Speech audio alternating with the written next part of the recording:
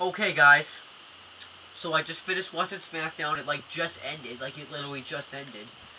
And I've decided to give you my review. This is the social media Smackdown, and it happened on March 1st, 2013. And your commentators tonight was Jerry the Kid Lawler, Michael Cole, and Josh Matthews. And at first, it's kind of weird seeing Jerry the Kid Lawler on SmackDown because he's not really on SmackDown that often. Michael Cole, it's not really too weird because I remember when he used to be on SmackDown all the time, and Josh Matthews is on SmackDown anyways. Jerry the Kid Lawler's a little bit weird hearing him commentate on SmackDown, so I might be the only one that finds it weird though. So then we get Alberto Del Rio versus Damien Sandow, and during this it shows a WWE old school ad. Damien Sandow comes out and says that Alberto Del Rio is what's wrong with America because he barely has because most Americans don't have a good sense of communications, like good sense of vocabulary, and Damien Sandow calls himself handsome and he's like the greatest wrestler in the world, and then Del Rio says that his breath smells like caca. Kind of a corny line right there. So then they have a match, and they actually had a pretty good match. I think this was the first time they ever fought. Del Rio kicked him when I did like this match. I liked it when Sandow went off the second turnbuckle and got kicked in the ribs by Del Rio. I liked it when Del Rio went for the cross. You thought he was going for the cross arm breaker, but instead he did a roll up to Damien Sandow. I liked when Sandow did that one neck breaker. Del Rio did that backstabber. And I liked it when Del Rio did like the winning edge, which was Edge's old move. And yeah, I like this match. So then Sandow goes for that neck breaker, goes for his finishing neck breaker, and Alberto Del Rio counters into the cross arm breaker for the win. Good match.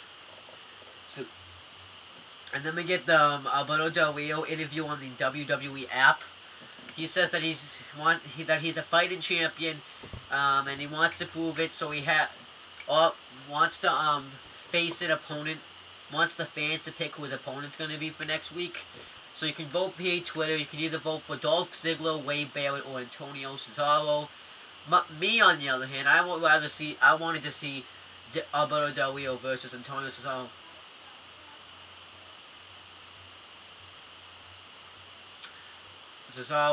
because I've never seen it before, and I think it would be an amazing match.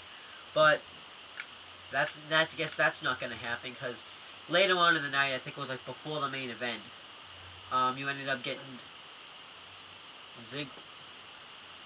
Ziggler ended up getting the choice, so that's fine. He's probably not going to win. So then it shows John Cena versus CM Punk, and thank goodness it didn't show the entire thing. I thought it was going to show like the entire thing like it did on main event. Then Team Hell Knows backstage.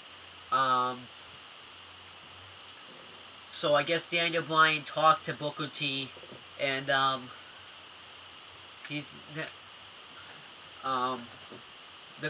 Team Hell Knows going to face the Primetime Players in a rematch. Except this time Kane's going to have the blindfold, and Daniel Bryan's going to have one hand tied behind his back. So good stuff, right? So that's pretty interesting stuff, and Kane said he was fine with it because he wants to prove that he's better than Daniel Bryan, and he wants to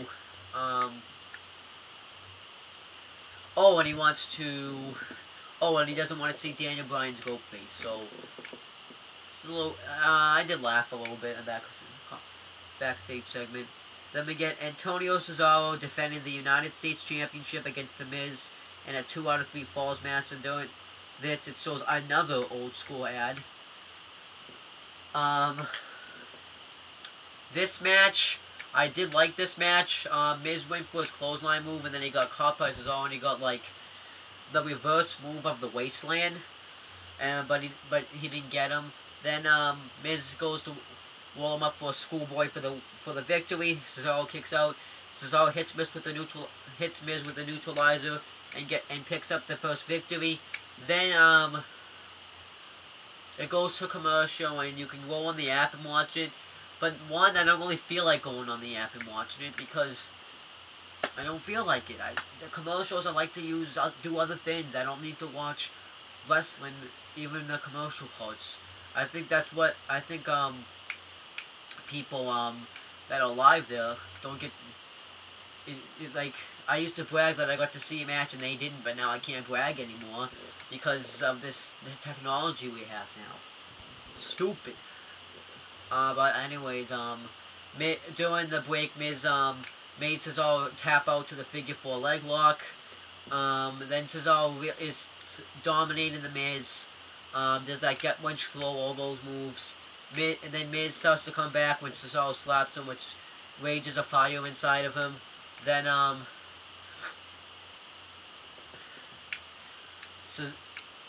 Miz is softening up Cesaro's leg for the figure 4, and he gets it in, and I thought Cesaro was going to tap right there, but he gets the ropes.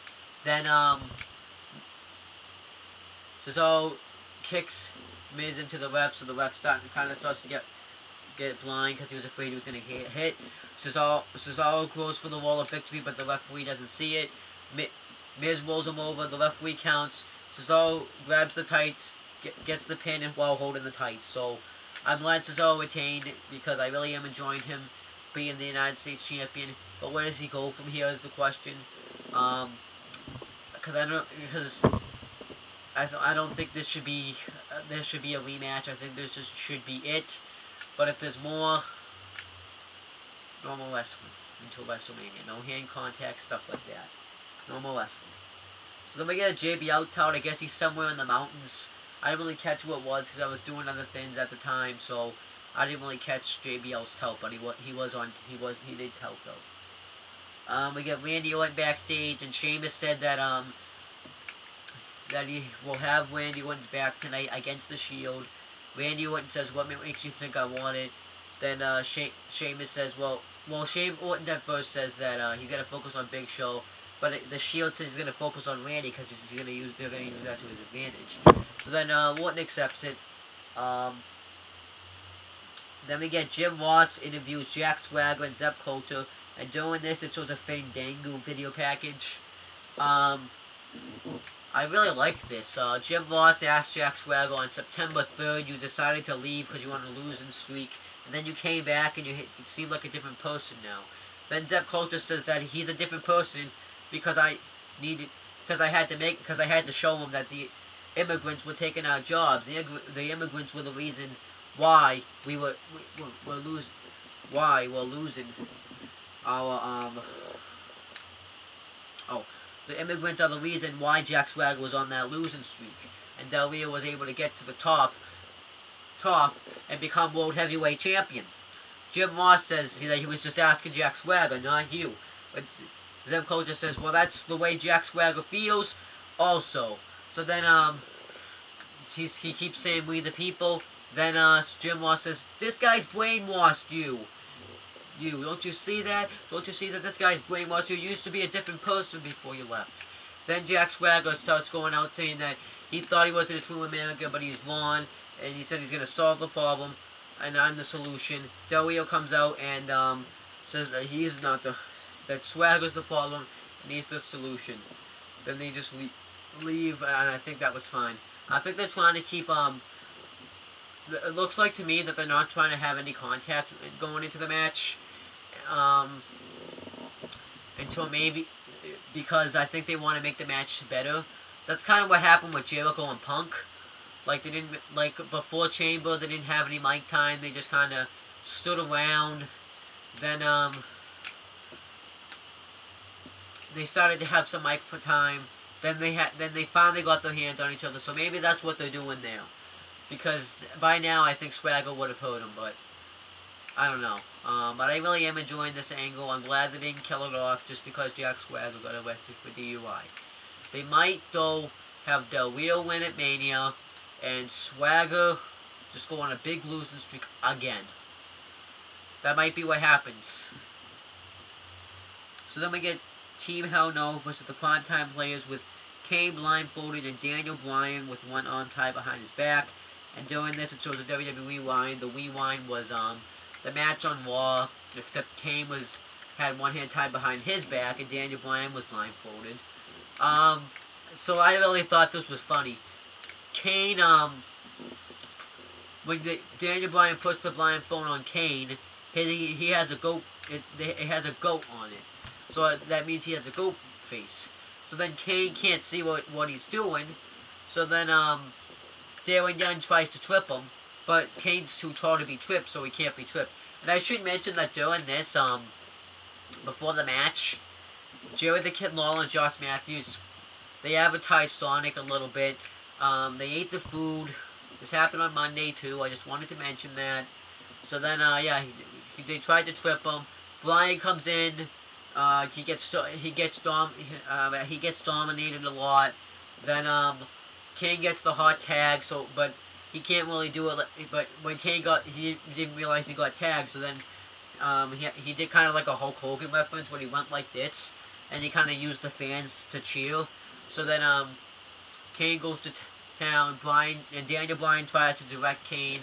He ends up choke slamming Darren Young, but he can't see to get the pinfall. So then he grabs the refs and Bryan. He doesn't choke slam the ref, but he goes to choke slam Bryan. But he finds out it's him when he touches his beard, considering that he's a goat face. Then well, Bryan had already tagged himself in. Darren Young rolls up Bryan for the win.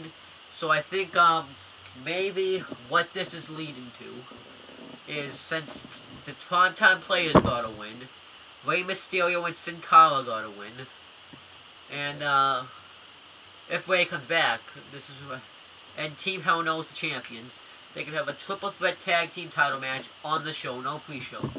And then I think Kane is going to turn on Bryan after what happened, because when he pulled off the goat face, he was really pissed about it. So then he puts the blindfold on Bryan, then punches him in the head. So that might be what happens, but I don't know. Then we get the call ad. Big Show gets interviewed and says, "This is WrestleMania. This is my time to step up, and I can do that by taking out Randy Orton." We get Chris Jericho on Skype. He talks about his tour. Says he'll be back after this tour is over. Then he promotes Robot Combat tonight. So I will be watching that tonight, and I'll have the review up after I'm done watching the show. It depends on how long the show is. I think it's like an hour, so I'll watch it then. So then we get Fandango video package again. We get Fandango interview, and he teaches Matt Striker how to say his name. Matt Striker asked him about his ring style. He said he's going to show the fans how to dance and jive, kind of like Brodus Clay does. Then Matt Striker goes to say that he has a match with Zack Ryder, but he says, "No, I'm not going to make my debut until you learn how to say my name." So I guess he's not having a match. Stupid. Everything's just stupid these days. Like, why do you, we have to wait for this guy. We're probably not gonna, it's probably gonna, I think that maybe, though, I'm actually kind of not bad about it, because I think maybe they're waiting to get him into WrestleMania, because, then, he can get into feuds, because right now is a bad time for a new superstar to come in. Kind of have to wait till after Mania. I think that might be what's gonna happen. Then we get the Raw rebound with Triple H attacking Lesnar. It shows this tout after. We get Randy Orton versus Big Show, and during this it shows another old school ad. Okay, match. Orton hits the DDT over the top rope to Big Show. The Shield's music hits. Then they're surrounding Orton. Sheamus comes out. They fight the Shield, but the numbers are too long. Then Roman Reigns bumps into Big Show, and I guess by instinct he punched Roman Reigns, is what it looked like to me. Then Rollins and Reigns retreat. Big Show chokeslams Randy Orton, and Sheamus hits the blow kick on Big Show. So maybe I don't know what's this is setting up at all. I don't think this is a Big Show face turn, considering that he just punched Roman Reigns out of instinct. So I really don't know what's going on as of WrestleMania. I just don't know.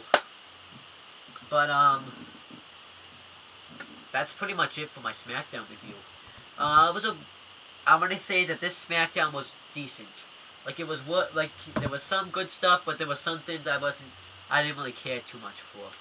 No Mark Henry on the show either, but, yeah, next, social media, wasn't as bad as I thought it was gonna be. I thought this was gonna be like, oh, we're gonna get, like, touts from everybody, tweets from everybody. They actually couldn't even do it, I don't think, because if it's because it's a taped show, so the people are gonna be posting the tweets today, and when you got to vote who Del Rio's opponent was gonna be, you obviously knew that was gonna be rigged, because, because it's a taped show. So, what's the point? Was it just for the people that saw it? I don't know.